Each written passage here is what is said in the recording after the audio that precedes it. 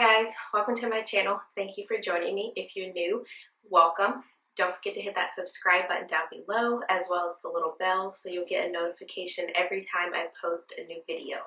So, as you guys have already seen by the title, before clicking on today's video, I am going to be discussing what my ICU nursing schedule is like and what a military nursing schedule versus a civilian nursing schedule is like.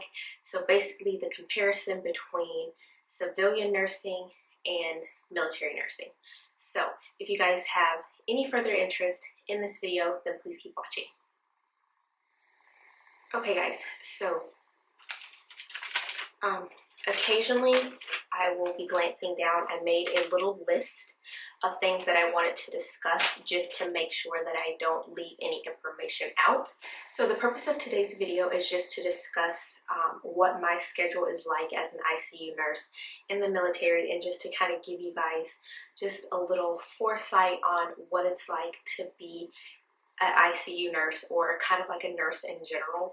I am a critical care nurse, so I am speaking from my perspective only as far as scheduling and what some of the major differences are between civilian nursing and military nursing. Because if you guys are new to my channel and maybe you haven't watched some of my videos from far back, if you scroll back through some of my older videos, I do have civilian nursing experience in the ICU before coming into the military, so I can touch on both sides of the nursing spectrum. So let's jump straight in. So the first thing I want to touch on is leave, or vacation days, as it's referred to in the military as leave. So starting off in the military, every month you get 2.5 days worth of leave, and that pretty much adds up if you don't like to take leave, or if you don't like to take vacation days a lot. So what I like to do is maybe every 4 months I'll take a trip, and I just let my vacation days or my leave days stack up. So you get 2.5 days a month of leave, and also as a nurse you can use your 2 request off days. So what that means is within a month you get 2 days that you can specifically request off, like, hey, I don't want to work. So they can be consecutive, so you can take those days back to back, or you can take 1 day and then maybe like a week later or 2 weeks later you can take another day. So you get 2.5 days of leave, and you also get 2 request off days, and you can also take those in conjunction. You can sandwich them together. And what I mean by that, for example, in January I'm going to go on vacation, so I'm going to use a couple of my leave days, and I'm also going to use 2 of my request off days. So what I'm going to do is I'm going to take my request off day 1, and then I'm going to use 5 leave days, and then I'm going to take my second request off day, and I sandwich them all together so that I have 9 days off. And what that does is that keeps me from using all of my leave days, so therefore I still have vacation days left. And your typical nursing schedule, at least for me, is like the Panama schedule. So right now, if you guys follow me on social media, you guys will see that I'm now on night shift. So typically what we like to do is every 2 to 3 months we will rotate between days and nights, but it's also depending upon your unit's needs. So right now we have a deployed member, so we have 1 less person on the unit, so we have to account for that.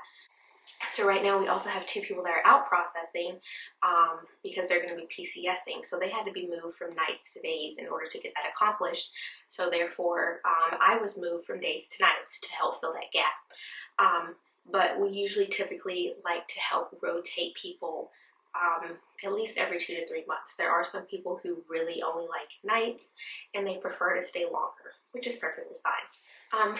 And another thing, just to give you guys like a general idea, so right now we're in the month of December, and looking at my schedule, I have a total of 12 night shifts that are actually my 12-hour scheduled shifts.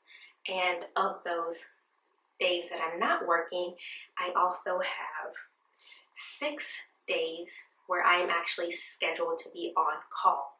Those on-call days are where I don't go into work, but I need to be by my phone in case an extra patient load comes in and they need an extra nurse, or a nurse calls out and they need to call me in. So another thing that is kind of different between military nursing and civilian nursing, not only are you working in a military hospital, which is on base, but you also don't get things like shift differential. And I've talked about this before. So like for Thanksgiving, I work Thanksgiving. I don't get extra pay for that. I don't work Christmas, but now that I'm working nights, there's no shift differential between days and nights working, weekends work, and holiday work. There's no shift differential for that. And another thing in the military clause, the AFI, which is the Air Force Operating Instructions, as a military member in general, you cannot have more than 4 days off unless you are using leave. So if you have more than 4 days off, you have to have leave in there. So that means you have to have your vacation days in there, and they have to have been approved. Now for the holiday, we are getting a holiday pass, and a holiday pass consists of 5 days, and that was approved by our leadership. But the caveat to that is one of those days we have to come in and sign a recall roster, which states that, hey, we are accepting this 5-day holiday pass, but we're going to stay within the local area because we did not take leave. So for those coworkers that I work with that took leave or vacation days over the holiday, they don't get that holiday pass because it looks like they've already, they're gonna go somewhere.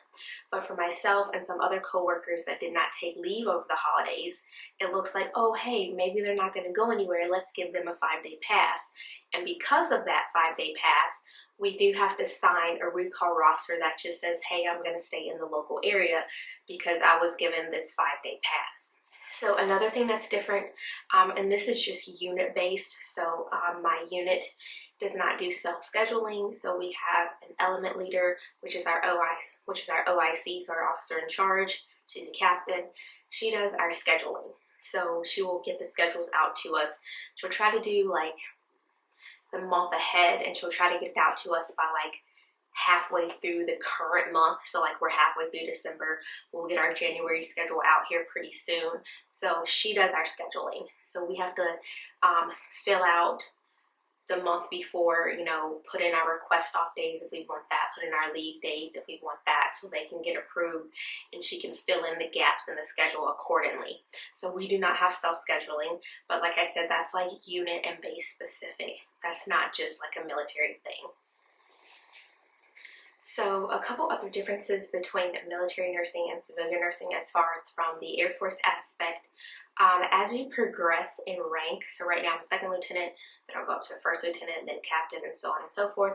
As you start progressing in rank, they will start wanting you to take more of those leadership roles. And if you guys have seen some of my other videos, and of course follow me on social media, you guys will know I've talked about this a lot. The Air Force has a huge focus on leadership. So a lot of it, as you move toward those leadership roles, will take you away from the bedside. So that is different from civilian nursing. Civilian nursing, you can stay at the bedside for as long as you want, really.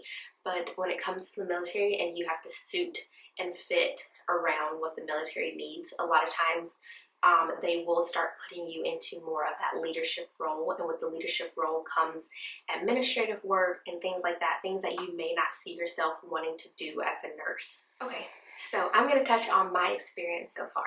So my experience so far has been a pretty positive experience since officer training. I've had a lot of help on the unit. I've had some camaraderie that I have made already with some of my coworkers. It has taken a lot for me to get used to so far, just the military structure and ranking and who to salute, who not to salute. Like, do I salute officers from the Navy and the Army and the enlisted that have to salute me? And now it's night shift and I go in when it's dark and I leave when it's dark, and I have people coming up to me and I'm trying to strain my eyes to see if I need to salute them. Are they going to salute me? I need to have my arm ready. So it's been a whirlwind, but I finally feel like I've established a solid footing. My family has been tremendously helpful and supportive, and I'm so thankful to God still for this opportunity, and just the direction that I see that that I'm going in my life. And I'm definitely thankful for the opportunities that have already started to present themselves to me. If you guys follow me on social media, and like I said, even in my last vlog, when I talked about becoming a certified BLS instructor, just a lot of leadership things that have already opened up to me just within these couple months here. So far my experience has been one of a positive note, and like I said, like you guys have heard me say before, I like to grow where I am planted, and I look at relationships in life, no matter what kind of relationships they are, as flowers. Like, they have to be cultivated, they have to be fertilized, and if it's not growing, you cannot always change the flower, but you can change the environment. And I know sometimes it is hard to change the environment, but if you have an opportunity to change the environment in which the flower is planted, then try to do so. So I did want to just throw in a little bit of my experience so far. I do want to say that some common misconceptions that I had coming into the military, I see now have been broken down. I joined the military and I had in my mind that it was going to be so super high tech and so far advanced that I just thought it was going to be so awesome.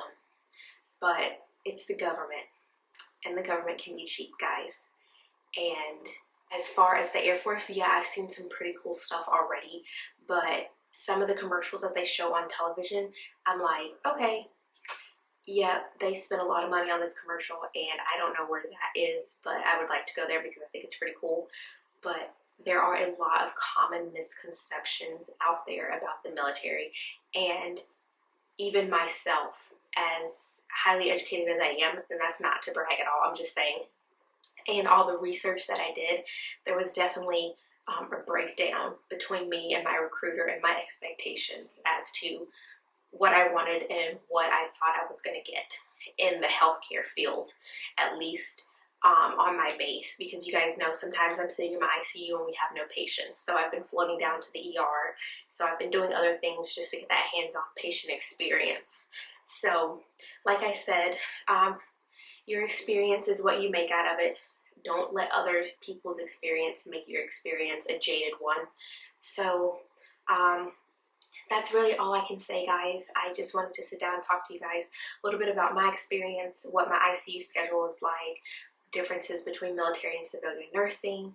Once again, I love you guys. I thank you guys always for your support on my channel, on my Etsy shop, just everything. You guys are so awesome, and the support has been super overwhelming.